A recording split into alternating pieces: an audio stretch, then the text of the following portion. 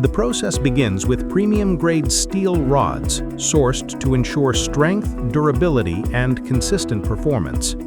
The steel rods are heated to the optimal temperature, allowing them to be shaped and cut with precision. The heated rods are then cut into uniform pieces, each measured according to the required nut size specifications. Next, each piece undergoes shaping. The edges are formed and internal rings are precisely machined to create a secure locking grip on bolts. After shaping, the nuts are heat-treated and cooled under controlled conditions.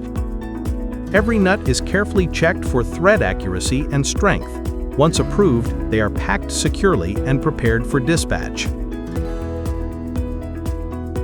Precision, strength, and reliability.